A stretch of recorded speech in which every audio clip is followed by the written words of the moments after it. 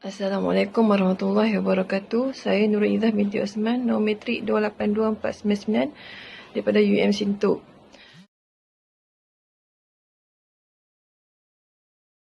Bulan Disember tahun 2019, COVID-19 atau dikenali sebagai virus corona 2019 yang pada mulanya dikesan di negara China iaitu Wuhan, dan semenjak itulah bermulanya penularan wabak ini secara meluas ke negara-negara lain di seluruh dunia. Di antara negara yang paling teruk mengalami COVID-19 ini adalah negara China, Jepun, Korea, Itali dan Iran.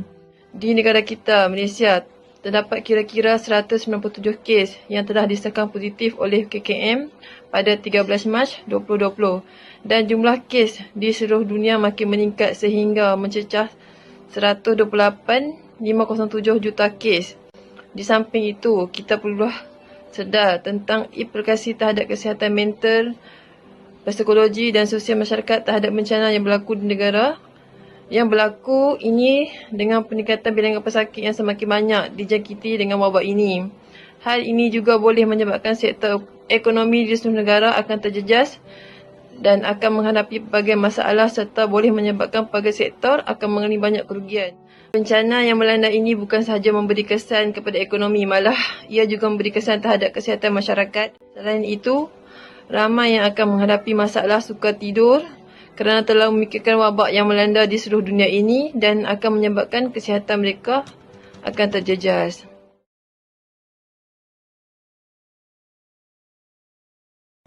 Assalamualaikum warahmatullahi wabarakatuh. Saya Nur Najwa binti Samsudin, pemegang nombor kad matrik 282673. Berbagai isu semasa mengenai COVID-19 dalam kalangan masyarakat sama ada yang berlaku di dalam negara ataupun di luar negara. Antara isu-isu tersebut ialah isu mengenai kesan COVID-19 terhadap kesihatan dan sosial masyarakat. Tugasan ini memberi tumpuan kepada isu COVID-19 serta kesannya dari segi kesihatan dan sosial masyarakat dalam kalangan masyarakat khususnya di Malaysia.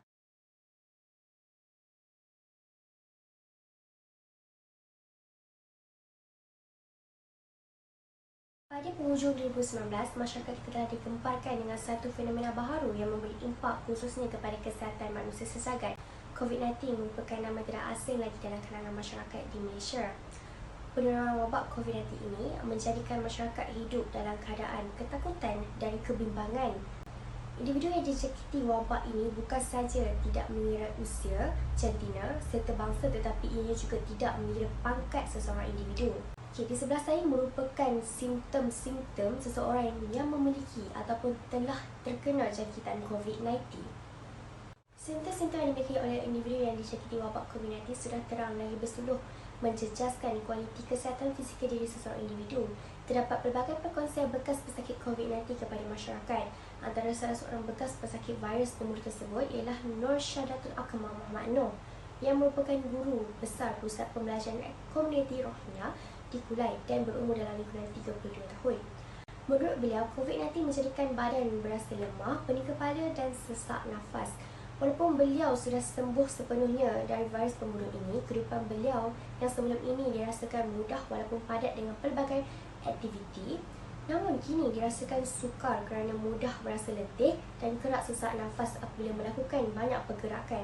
Menurut beliau lagi, walaupun sudah sihat dan bebas sepenuhnya dari virus pembunuh ini, namun rawatan susulan pemeriksaan tetap diambil atas nasihat doktor. Beliau juga turut menyuruh rakyat Malaysia agar tidak memandang ringan bahaya COVID-19 dan mengambil langkah berjaga-jaga dari dijangkiti virus pembunuh ini. Selain itu, COVID-19 juga menjejaskan kesihatan mental masyarakat. Menurut kenyataan yang telah dikeluarkan oleh Pertubuhan Kesihatan Sedunia WHO, pandemik COVID-19 bukan sahaja menjejaskan kesetaraan hidup, tetapi ia juga turut memberi impak kesihatan rakyat dari segi mental. Menurut WHO lagi, kesan pandemik ini turut menjejaskan kesihatan mental dalam masa yang berpanjangan. Keresahan masyarakat yang melampau mengenai penularan virus pembunuh ini memberi tamparannya hebat terhadap psikologi diri. Kebanyakan masyarakat lebih suka mengasingkan diri dan memikirkan isu hidup mereka yang kebanyakan berkaitan dengan isu pengangguran, masalah kewangan serta penjarakan sosial. Hasil kajian daripada Firma Pendidikan Pasaran Ipsos Malaysia pula mendapati bahawa ramai kalangan rakyat Malaysia bersetuju mereka mempunyai masalah dalam menyesuaikan diri dalam norma baharu. Menurut hasil kajian yang telah dijalankan dari 24 Julai sehingga 7 Ogos 2020, terdapat 500 orang responden mendapati bahawa sebanyak 56% daripada responden mengakui bahawa mereka tidak lagi melakukan aktiviti yang sering dilakukan sebelum pandemik dan hal ini sedikit sebanyak mengganggu emosi dan kesihatan mental mereka.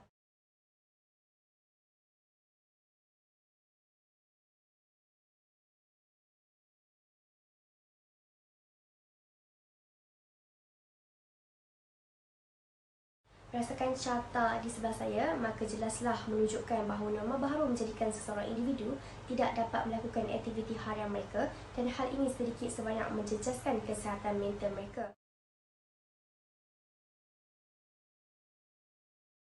Perubahan gaya hidup telah mengganggu aktiviti sosial masyarakat. Peraturan dan SOP yang telah dikeluarkan oleh Kerajaan Malaysia telah mengganggu rutin harian masyarakat. Sebagai contoh, kaum Melayu mempunyai tradisi sendiri seperti adat ziarah menziarahi semasa sambutan Hari Raya Aidilfitri maupun sambutan lain. Apabila COVID-19 melanda, adat ini tidak boleh dilakukan dan diganti dengan perhubungan secara maya sama ada dalam kalangan ahli keluarga jauh maupun dekat. Hal ini sudah semestinya mengganggu rutin harian masyarakat.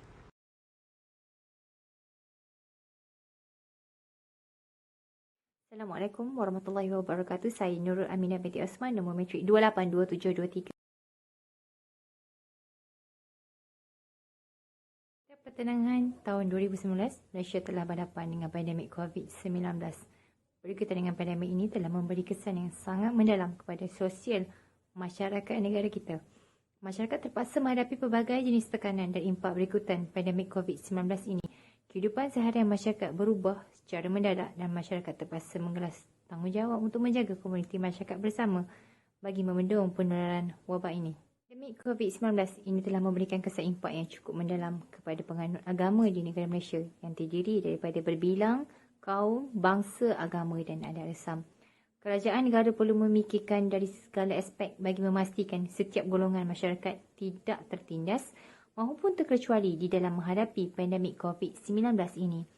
Bagi mengelakkan terjadinya penularan yang lebih kronik terhadap COVID-19 ini, kerajaan telah mengambil langkah dengan membatalkan sebarang bentuk acara keagamaan, penutupan sesi persekolahan serta membatalkan sebarang bentuk acara ziarah menziarahi semasa musim perayaan.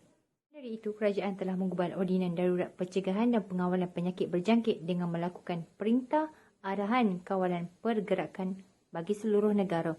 Melalui arahan yang telah dikeluarkan oleh Majlis Keselamatan Negara, ini menyebabkan masyarakat menghadapi tekanan tinggi, berikutan tidak boleh menjalankan aktiviti seperti biasa. Banyak sektor terpaksa ditutup sekaligus memberi kesan kepada masyarakat dan ekonomi negara.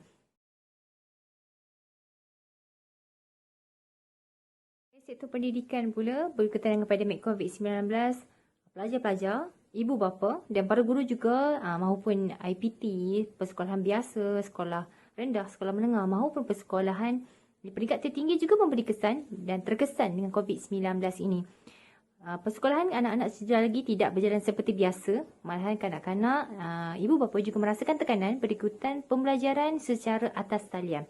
Ini adalah benda baharu dalam norma baharu kita yang menyebabkan sedikit hilang tekanan dapat dirasakan kepada anak-anak dan para guru serta ibu bapa yang terpaksa bertukar kepada norma baharu.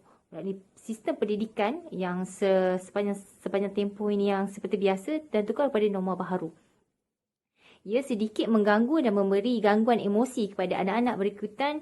Ia adalah proses pembaharuan yang di dalam konteks pembelajaran anak-anak dan para guru juga terkesan dengan proses pembelajaran baru pada masa sekarang. Berikutan COVID-19 yang telah melanda negara kita, jadi proses pembelajaran anak-anak lebih terfokus kepada di rumah dan tidak boleh menjalankan aktiviti pembelajaran di sekolah. Berikutan untuk mengelakkan penularan dan jangkitan kepada anak-anak yang berisiko tinggi berkaitan mereka masih lagi belum mendapat vaksin yang selayaknya.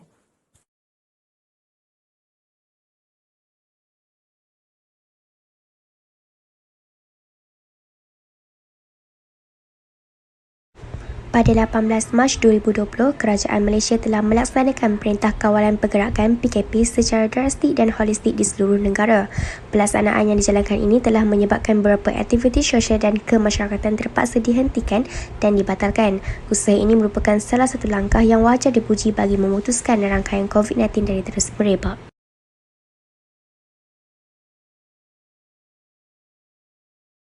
Bijahnya, COVID-19 merupakan virus pembunuh yang berbahaya, mudah merebak dan tidak boleh dipandang enteng oleh masyarakat sekeliling sama ada di dalam negara ataupun luar negara.